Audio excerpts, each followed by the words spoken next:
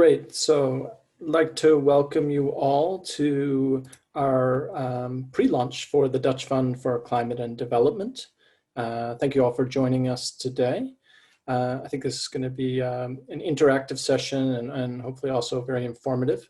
I'm Nathaniel Matthews, the CEO of the Global Resilience Partnership. And I'd just like to begin with a few opening words before I hand it over to Aaron, the Director of Green Finance Unit with WWF, who will take us through a presentation. So as many of you are familiar with GRP, but just as a reminder, GRP is a diverse partnership of 60 public and private organizations working together to build a resilient future for the most vulnerable. We do our work across 4 value additions. So we work on fostering innovation, shared learning, advancing knowledge, and convening to influence. And a lot of the work that we've done in the past has been on launching challenges or innovation calls for grants to work on innovation. And we've done those across the Sahel, Horn of Africa, South and Southeast Asia. And our focus throughout that, and since the formation of GRP in 2014, really has been on bringing the private sector into the conversation. So recognizing the role of private sector investment to get to scale, and as really an essential part in innovation as well, an essential driver of innovation, and thinking about how we collectively look at our portfolio of the work that we've invested in, but also we look to really coordinate and harness the work across our diverse partnership of over 60 organizations, and recognizing that they have a diverse and successful portfolio of work, also engaging with the private sector especially. So we like to think of ourselves really as really the center, or helping to coordinate this ecosystem of projects and work across policy convening and learning, as well as knowledge brokering and knowledge development. So with that very brief introduction, I'd like to pass it over to Aaron Vermeulen, who's the Director of the Green Finance Unit at WWF International. And Aaron will take us through this opportunity window pre-launch for the Dutch Fund for Climate and Development.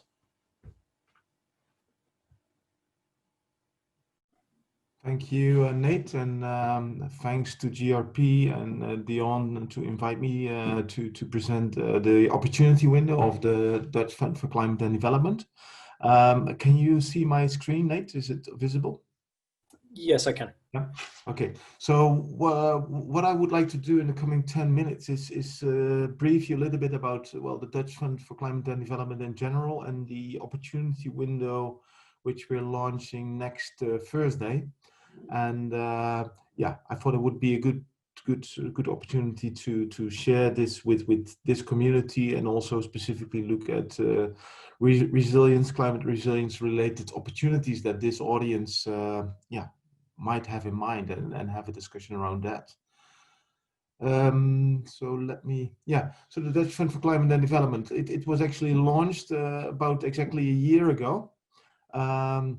And the fund is a 160 million grant from the Dutch government, the Dutch Ministry of Foreign Affairs and Development Cooperation, with the aim to leverage over $500 million private capital to climate-related projects in low and middle income countries. And the whole rationale behind that is there's a huge investment gap, not only for the SDGs, but also for climate adaptation and mitigation.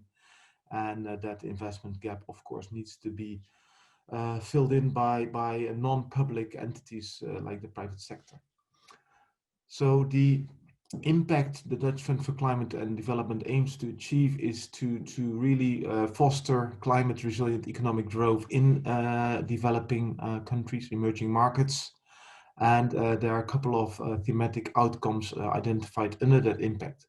So one is lower greenhouse gas emissions, but then also building climate resiliencies in these countries. And that is related to land use and ecosystems, water supply and sanitation, and food security. So these are also linked then to the investment themes that we have identified in the fund. So the fund is basically set up by 3 facilities, which are managed by 4 organizations. So what you see in the middle is the so-called origination facility, which is managed by ourselves and another NGO called SNV. We more having the climate resilience, environmental expertise, SNV more sitting in the agricultural space. And this facility was established because of the the rationale is that there's plenty of capital, there's even plenty of blended finance instruments available, but there's not enough pipeline out there. And one of the reasons of the lack of pipeline is that there's a time and money gap between good ideas and investable ideas. And that's what we're trying to address in that origination facility. Later on, I'll explain a little bit how we manage that facility. And then, of course, this pipeline needs to be financed. So we have climate fund managers managing a water facility, and then FMO, the Dutch Entrepreneurial Bank, managing a land use facility. And these are the facilities where the actual investment will take place. They will deploy the grants from the foreign affairs to blend commercial finance with grants and to de-risk individual deals. Within the fund, we have 4 thematic focuses. So one is water, the second one is environmental protection / nature-based solutions. Then number 3 is agriculture, and number 4 is forestry.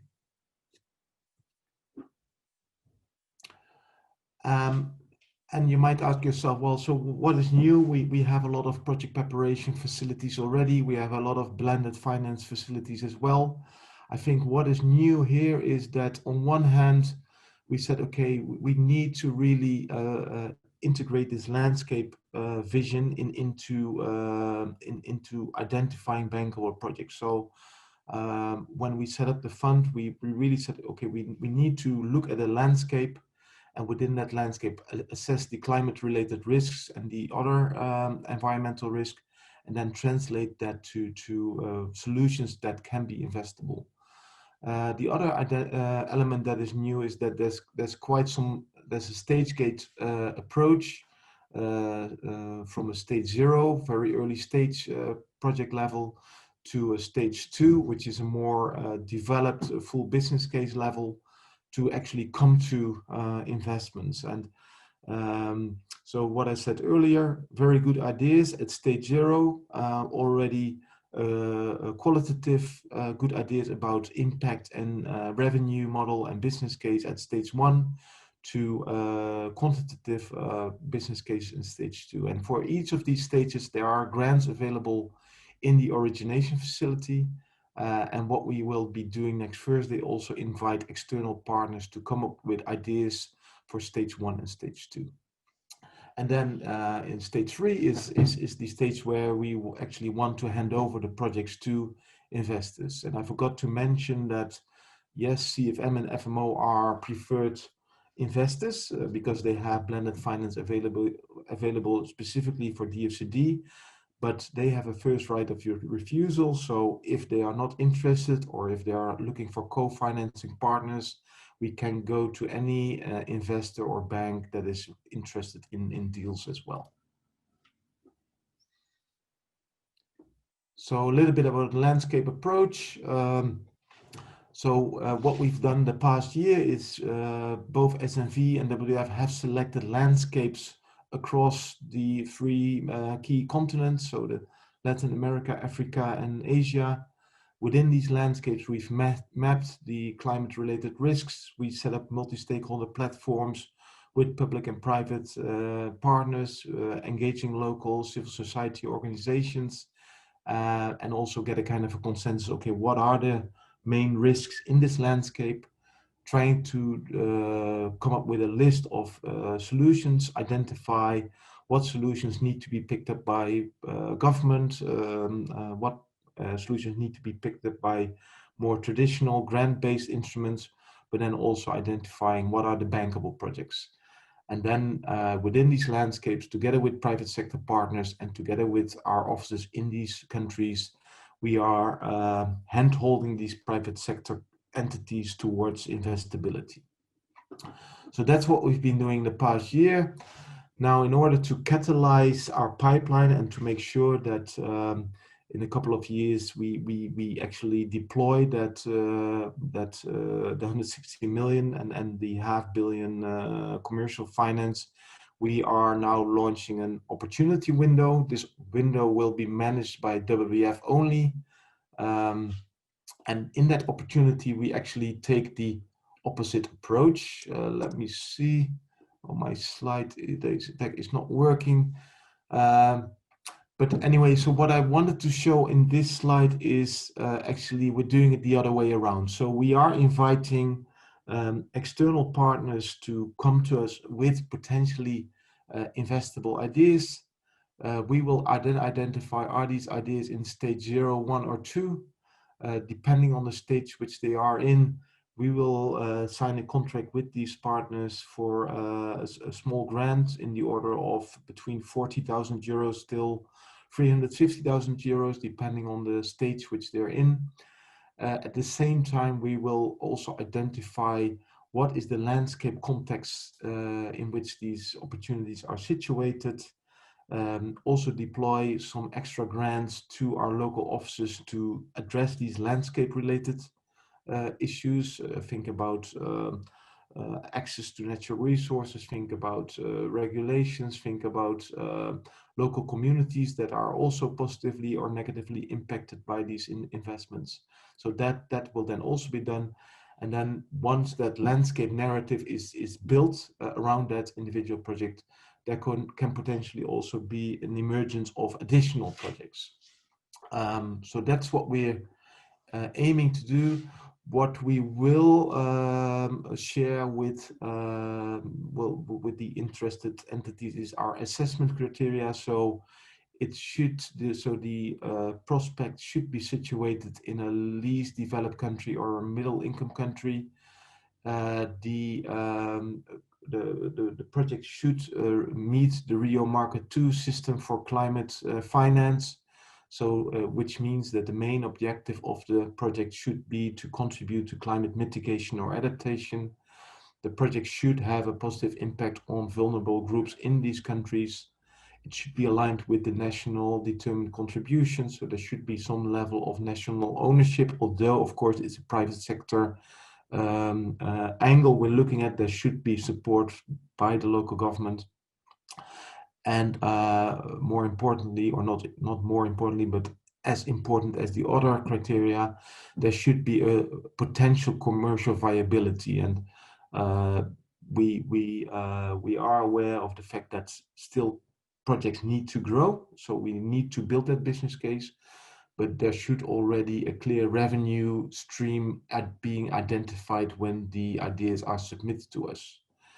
And then, of course, there are a couple of additional criteria. So we can't compete with commercially viable opportunities. We can't compete with existing local commercial financial institutions. We can't only support enabling conditions. And of course, we have a blacklist of activities we can not support. One example which we're looking at is this case, which the Land Degradation Neutrality Fund is currently looking at together with a couple of partners. This is a coffee project in Peru, where the LDN is working with local partners, local communities, to look at different land use practices around coffee plantation.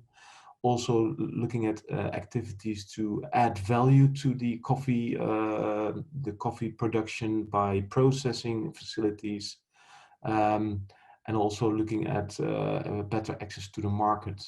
So that project not only tries to improve the income of local coffee growers, but also is aiming at sustainable agroforestry and carbon sequestration by better land use. And in addition to the impacts that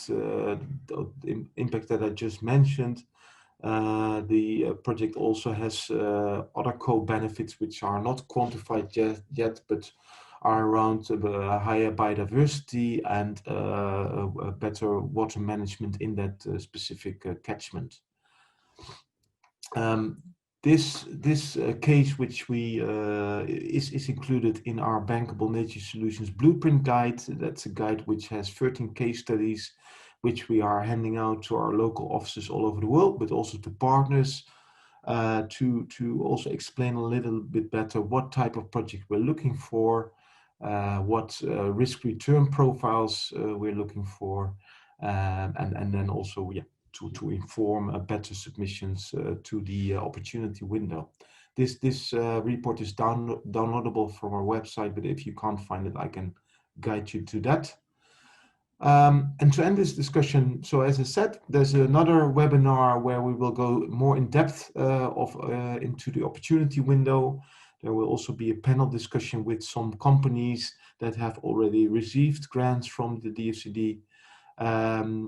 If even before that launch you have potential investable ideas, please go to the link mentioned on this slide, which has a short intake form that then can also allow us to do a first screening for eligibility to be taken up by the opportunity window. So I think with that, yeah, I would like to hand the floor back to Nate. Thank you, Aaron. That's a really informative and exciting opportunity that that you've presented us with. It's great. And so just to recap there, the official launch is happening in about a week. Is that right? Yeah, that's next Thursday, 2 p.m. if I'm not mistaken. And if you go to this website, you can register and find the exact time. Okay, great. And but it's already possible to submit ideas now. Yes, yeah. That's fantastic. Wonderful. Great. Correction, it's 10 a.m. 10 a.m. Yeah. 10 a.m. European time. Yeah. Okay, wonderful. Great. So I'm sure we have quite a few questions. So this period we have about 20 minutes open for questions, 15 minutes open for questions from the floor. So please go ahead and raise your hand if you can. So using the raise hand button, and we can take questions from there.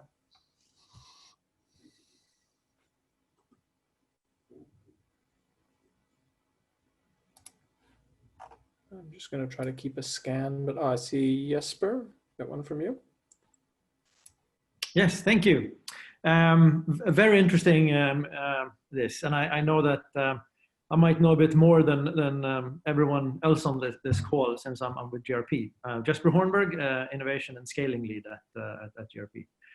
We've done a lot of work on origination in GRP and the incubator of GRP, and I'm just curious because what you show here is a really nice pathway to scaling things up. Could you tell us a bit more about the origination? How do you surface new ideas, and is it just sort of looking, or is it also internal, and how do you engage around that?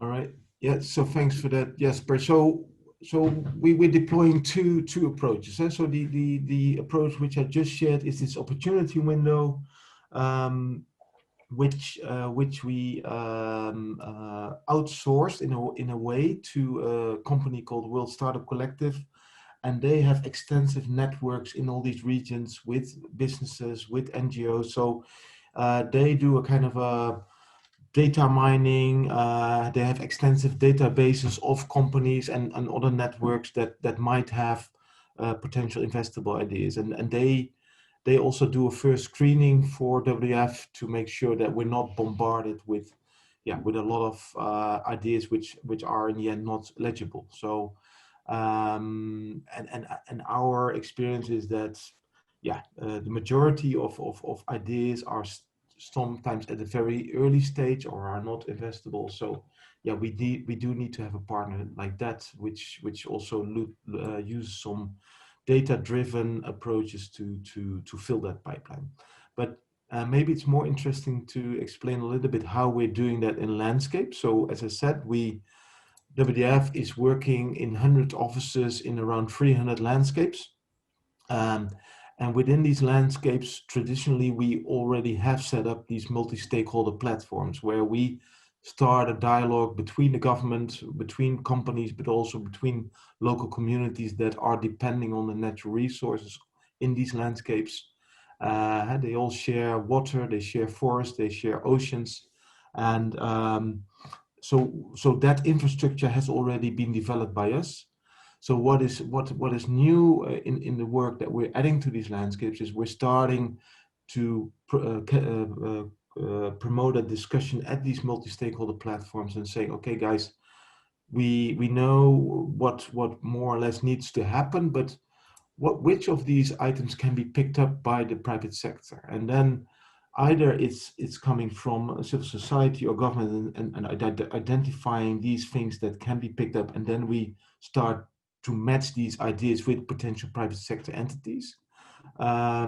Or we also are inviting the private sector to come to us and come up with ideas that could contribute to that landscape resilience. So it's a very locally driven approach where we, well, in short, indicate what is the demand from a climate perspective, and then trying to match that demand with a potential supply from the private sector, and then also, handhold support private sector to then also develop the business case, but then also to match that with potential investors and de-risk the investment with blended finance instruments. And yeah, so I think we're really building on decades-long networking of our offices locally to find these private sector entities to also then bring them to investability. Thank you. And I'm not saying it's easy. It's actually quite hard because we also have to change the mindset of our conservation colleagues who are 80% biologists to rethink conservation and say, okay, how can you actually translate your great conservation ideas to solutions with a clear revenue model behind it? But so we are also building capacity within the 100 offices on bankability, on private sector engagement as well. Great. Thank you. Sorry, Jesper. Thank you, Aaron. I've got 3 more questions. So one of them is a raised hand, which I'll get to. That's Garrett in a second, but I'll just mention the other 2 right now, and then if you could maybe answer all 3 in one go, just so we can use time efficiently. So the first one is, could you elaborate on the type of partnership needed, please? And are you expecting sort of single applicants for that? The second one is if you could elaborate on the financing mechanism for this window. So it will be small grants of 40 to 350K with the potential for further financing. So is this seed funding? And then for the third question, Garrett, would you please jump in? Yeah, great. Thanks, Aaron, for the presentation. I really appreciate it. I'm Garrett Shiki from Chorus International, which is a consortium of Lutheran World Relief, IMA World Health, and Ground Up Investing, which is is our impact investing arm. And so it was similar. My question is similar to the one that Nate read. So the 40 to 350K, there's 3 different facilities. And so is the only the grant-based facility that's kind of a startup or seed funding right now? Is that the only one that's open, or are the other 2 open for already investable ideas, for example, that we may have already developed through our pipeline, our impact investing pipeline through Chorus? Yeah. Okay, great questions, and thanks for that. So the first question was, so who can apply? So you're seeing in this slide stage 0, stage 1, and stage 2. So there are grants available for stage 1 and stage 2. Stage 1, as I said, are grants that can be used to develop a more or less draft business case. So to translate a good idea to a more qualitative idea. So where is the revenue coming from? What does the market look like? What is the impact? Then stage 2 is a more full-scale business plan. So for stage 1, we have a ticket size available of around 40,000. For stage 2, it varies between 150 to 350,000. But in stage 2, okay, then coming back to the question, okay, who can receive these grants? So in stage 1, the grant can still go to an NGO, but there should be already some kind of formal partnership with the company. Yeah, so we probably will not approve grants that are going to NGOs without a clear company in mind that in the end will receive the investment. The grant can also go to the NGO and the private company together. It can also go to the private company and then the private company is subcontracting, or the other way around. We are agnostic. Yeah. Stage 2 can only go to a company. So that because the company in the end should pitch this to an investor. We also expect co-financing for stage 2 in the development of the business plan. Which probably also includes feasibility studies. It probably includes maybe some pilots, and we aim for 50% co-financing. In particular cases, we are also open to accept in-kind contributions, or we also accept investments made prior to submission to the grant.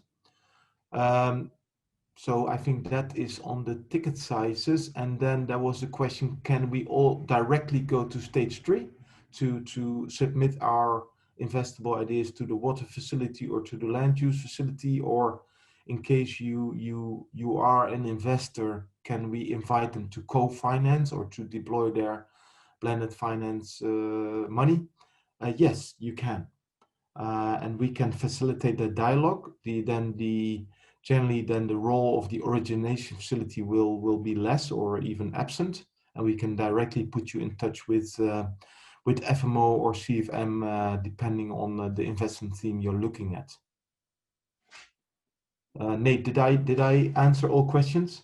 I think so. It seemed great. But anybody else? Any other questions, or if there's any further clarification? I see one coming in here. So could you please speak to the timeline? How do you envision your engagement with interested private sector entities? Yeah, so with this opportunity window, we foresee a very efficient and short timeline. So we're not the JEF or not a public agency. So we have quite a light decision-making process. So we can, between submission and actual approval, we can decide within 1 or 2 months. Yeah. Then for stage 1, we generally would ask for a timeline between 3 and 6 months only. So the money has to be spent in that time, because we want the investee to quickly then graduate to stage 2, which is generally a period between 6 and 12 months.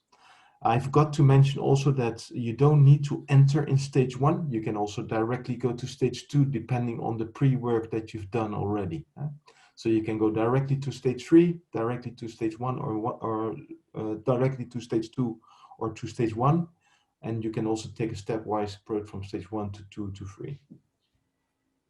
So then, if you want to go from stage 1 to 3, I guess that will take about 1.5 years in terms of project implementation. Okay, perfect. That's great. Thank you very much. I see a couple more questions coming in. So one is just a simple one. Is there a list of the 300 selected landscapes? And then the second one is, do you have criteria for the private sector?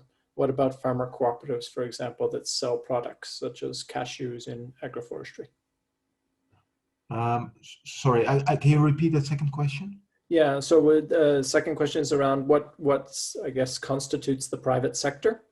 So do farmer cooperatives, for example, that sell products, like a farmer cooperative that's selling cashews from agroforestry, count as a private sector entity for the purpose of it? Okay, so that last question, I think the example I showed here in Peru, I think that cooperative is actually receiving the loan. So my answer to that is there's not a particular definition, as long as we're not lending to governments, and anyone is eligible for this money. But yeah, we're also receiving requests from NGOs, and then we're asking, okay, so who is the end recipient of the investment? And then they say, well, we're going to transform ourselves to a private sector company. And from an investor perspective, that is not a really, that doesn't give me always a lot of confidence, because then it's actually an NGO reinventing itself. So there should be already some yeah, like a cooperative. They have experience with buying and selling, and thinking about yeah, work budget and capital expenditure. So I would be quite confident to hand it over to a cooperative. And then the first question. It's on the, no, of course, sorry, they're coming fast here. The other one was on the 300 selected landscapes. Are those? Right. So for the opportunity window, I wouldn't be too worried about our selected landscapes. Our only criteria is that we need to have an office there, because, as I said, this opportunity window is a window managed by WWF in the origination facility. If we don't have offices on the ground and we can't engage you, then it will also be hard to provide a grant to you. Although if you have a business idea and we are not there, we can always put you in touch with our other partners. So SNV is also, they are relatively more present in least developed countries. So I can put you in touch with them, and they also manage grants for businesses. So they potentially might be interested to engage with you as well. So I would not be too much limited either by landscapes or WWF countries, although yeah, the chance that we will fund you, it will be only possible when it's in a WWF country. Okay, I see. So a WWF country, meaning a country that WWF has an office. So check panda.org and you will see a list of all the countries where we are. Okay, fantastic. That's great. And we have another question, which I think you've already touched on, but I'll just pass it to you anyway. So could you submit a proposal, or sort of submit an application as a social enterprise with NGOs as partners in stage 2 when you are still finalizing feasibility? Definitely, yeah. As long as you, as the social enterprise is the recipient, and then the social enterprise can decide to deploy a part of that grant to partner NGOs, that's definitely an option. Fantastic. We have space for about another minute or so for questions. So if there's any further coming in, just leave that open for a second.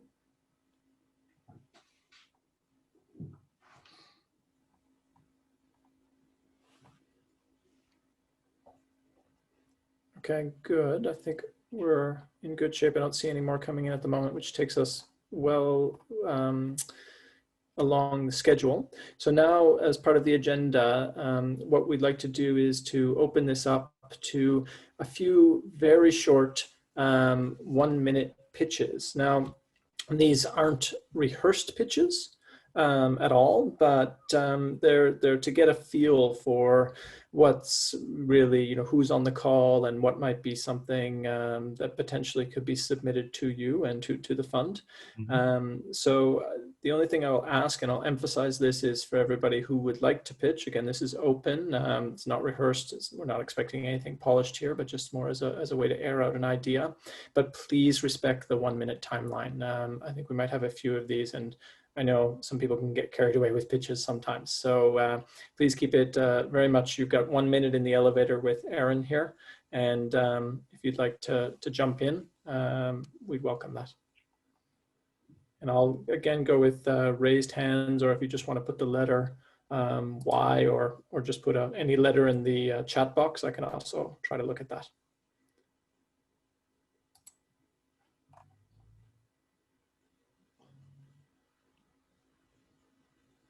I think through the questions, I already heard some potential pitches. I heard some civil society-led organizations that might have ideas. Yes. Some cooperatives. We've got a few of them. Just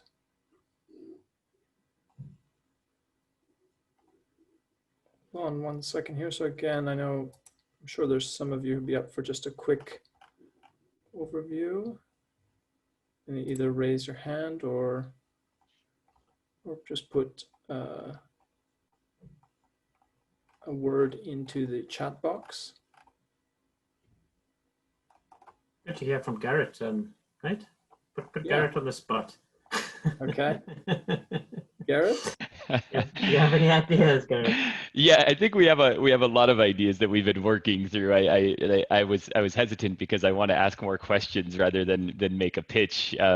But one interesting one that we had is that we've actually been working with a small women's cooperative, a very successful one in Nepal, and they were a very successful women's savings and loan group that had a pretty large amount of capital and are ready and willing to actually move into kind of different business lines to really catalyze on their earnings that they've made off of their investments.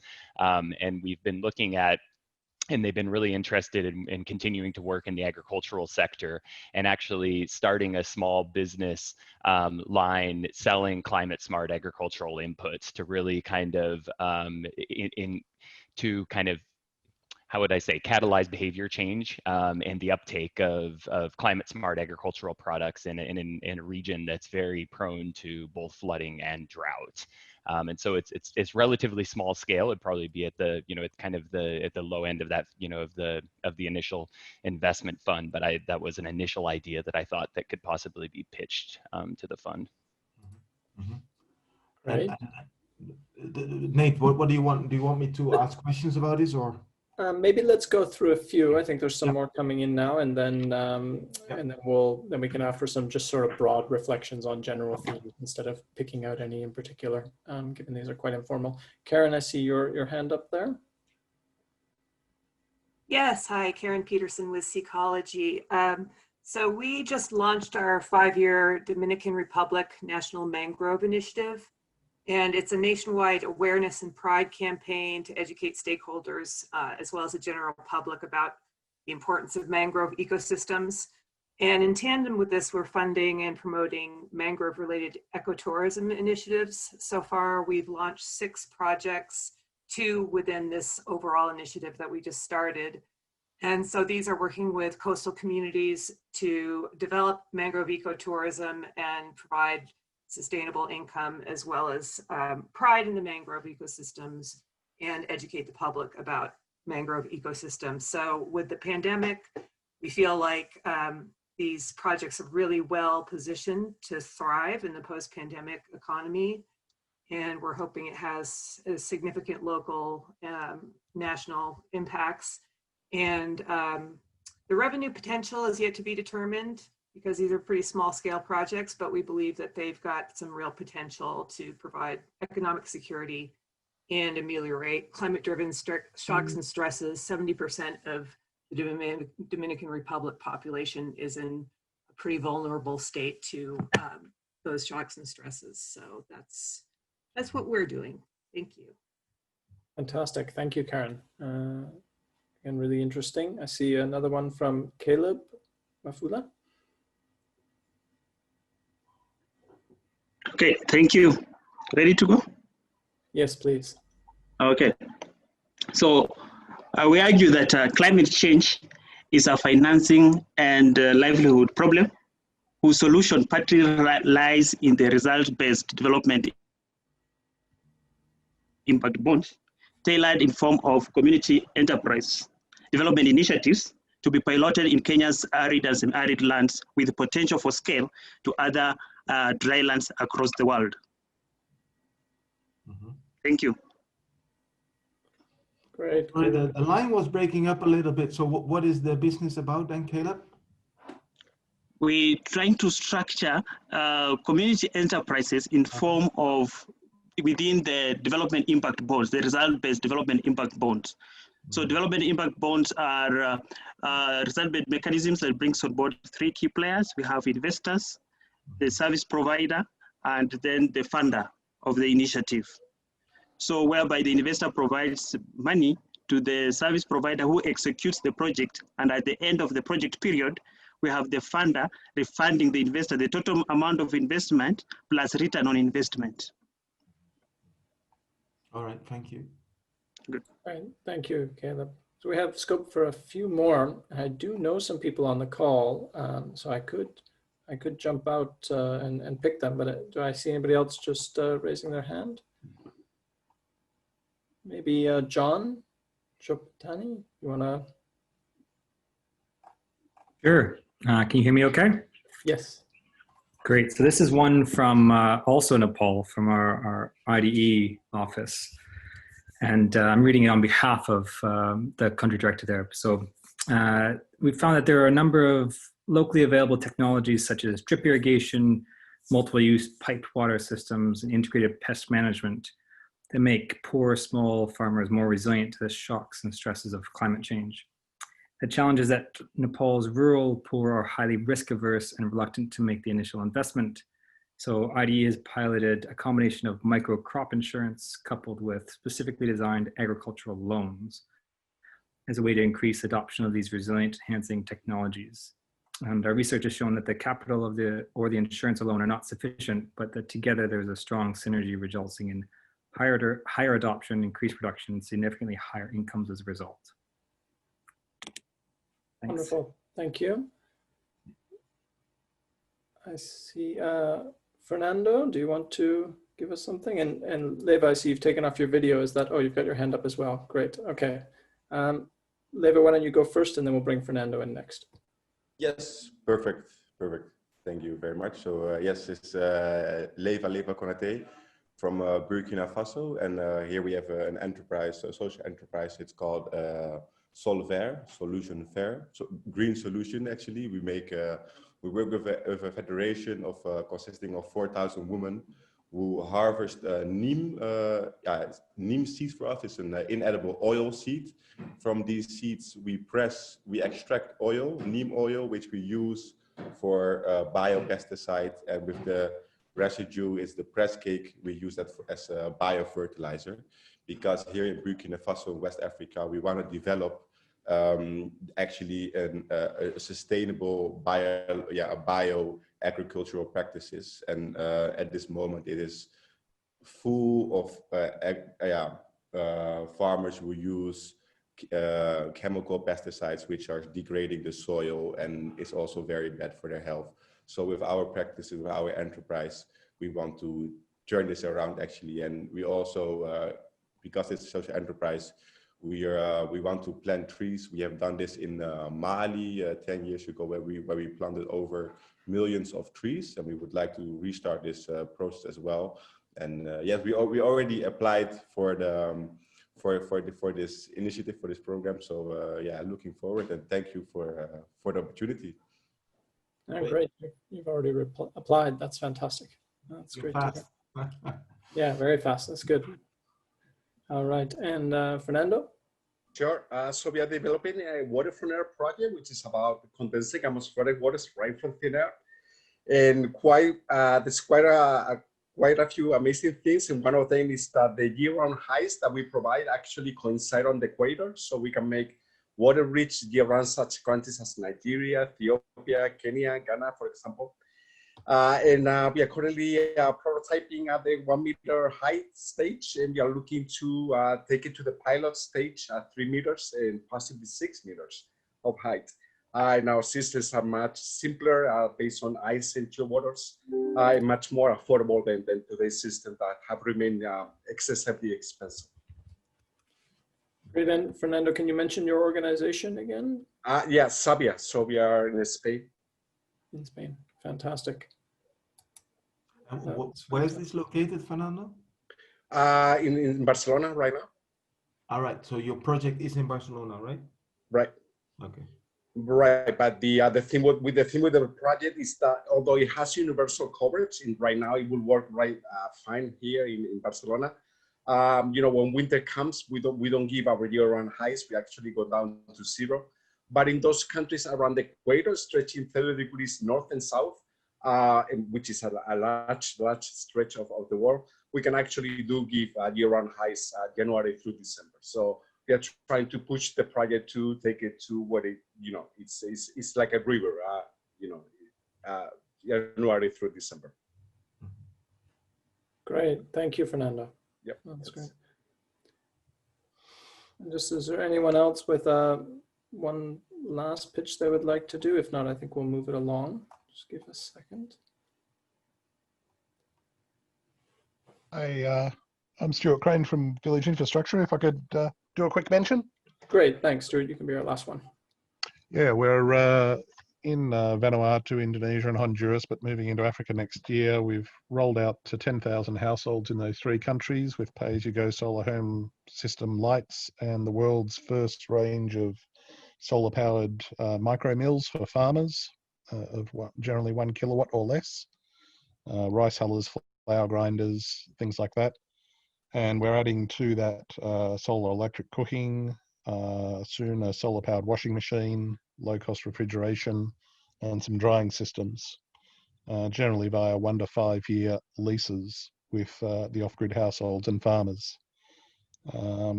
I didn't catch earlier on whether non-Africa geographies were acceptable to your focus area, as we usually find that the Pacific Islands and Indonesia and Honduras are difficult places to find finance for.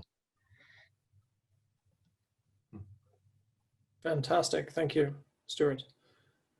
That's great. So, Aaron, I think we could just give some brief reflections. I mean, I think we've got a really diverse group here, which is great. And obviously this is only just skimming the surface of the potential here, but it's great to hear this sort of various approaches across the themes that you've mentioned, and thinking especially into, I guess, the different stages of the projects as well. So, what this discovery through to a little bit more developed in the grants and equity.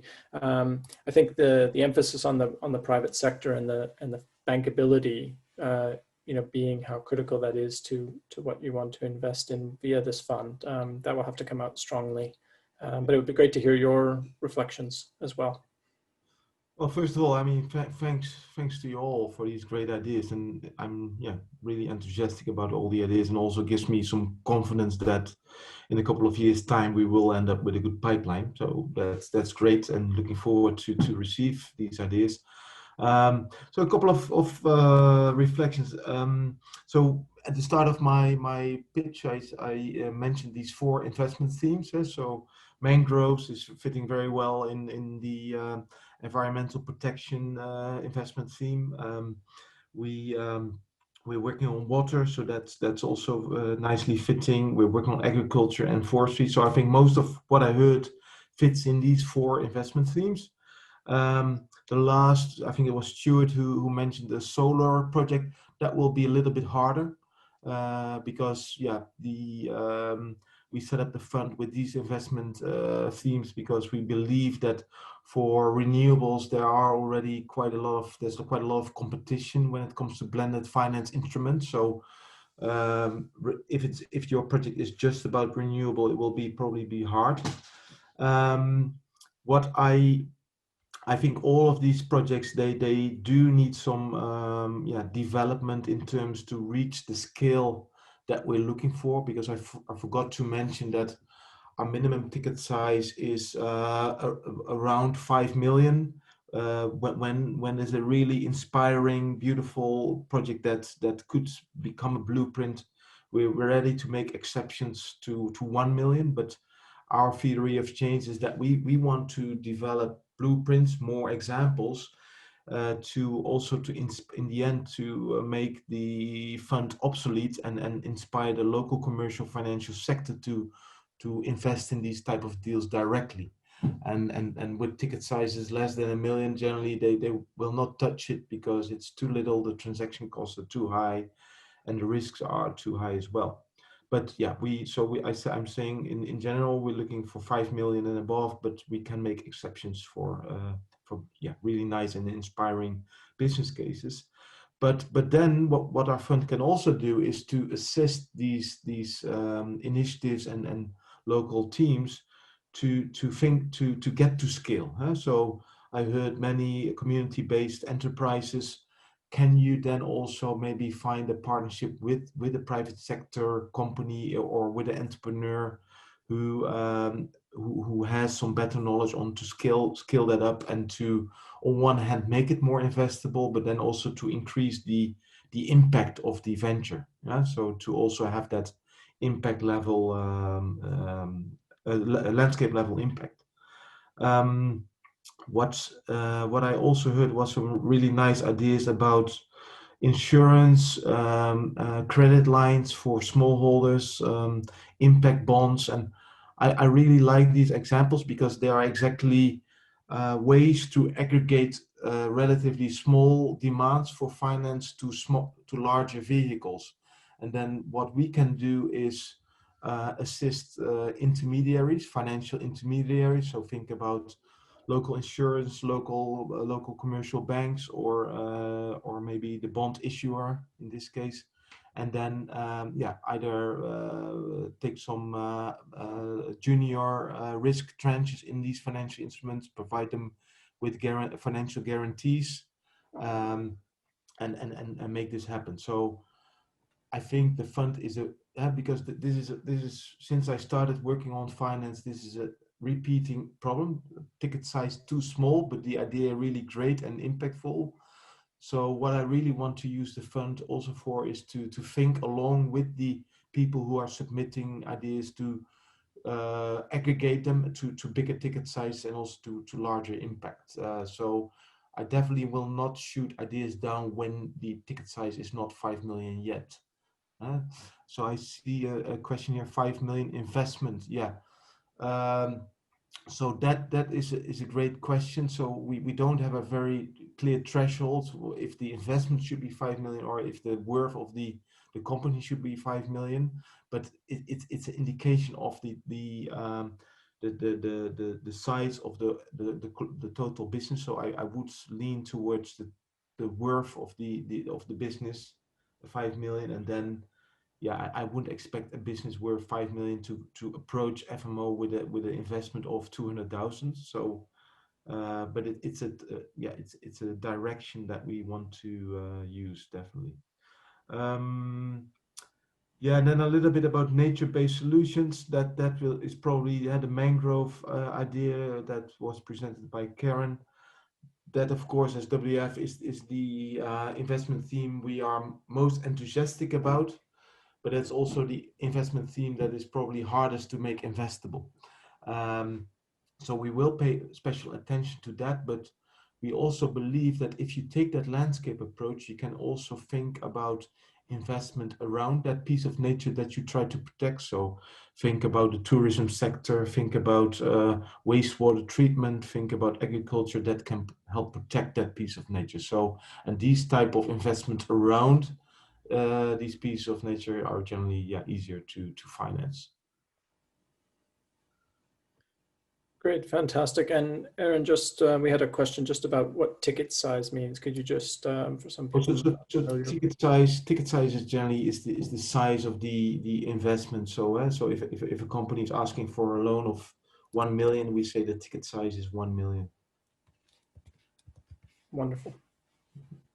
Thank you. Any other final questions just as before we wrap up here? So please feel free to put those into the chat or raise your hand.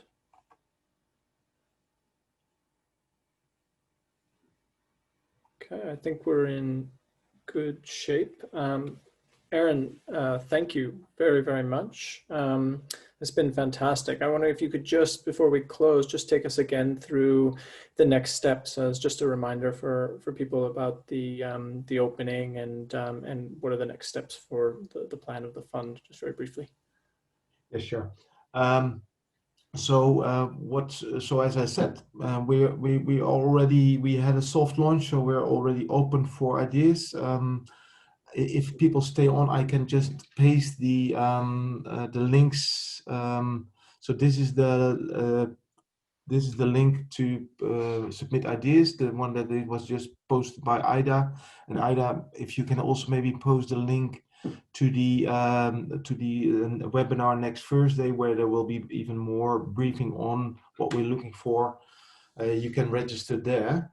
So I would say next steps, please go to that first website if you have ideas that you want to submit an idea for. Don't worry, these are very light submission processes, so there will be an intake form that will probably take you an hour to fill in. Then our partner will do the first screening, and then we'll get back to you and invite you to either populate a stage 1 or stage 2 form, depending on the maturity of your business case. And then, yeah, if you want to hear more, please join us next Thursday, 10 a.m. European time. And yes, I will share the slides with Nate and Ida, and I guess they can then reshare that. Wonderful. And yeah, and we'll also have the recording available. Ida, will that go up on the GRP website, or? Yeah, we can put it up on the website along with the slides. Wonderful. Thank you. And just before we go, one sort of question came in, it just came to me, but I think it might have been directed for everybody. It was just asking, are there defined ticket sizes for the 3 tracks? So I think you mentioned about that, but maybe you could just reiterate that again. So our track, our origination facility, we don't really have ticket size because we don't invest. We only deploy grants. So I said grants between 50 to 350K. Then the ticket size for the climate fund manager, so that's the water track, is 20 million total investment. So, but then that can be cut up in different investment tranches. And then the land use facility, which is focusing on forestry, agriculture, environmental protection.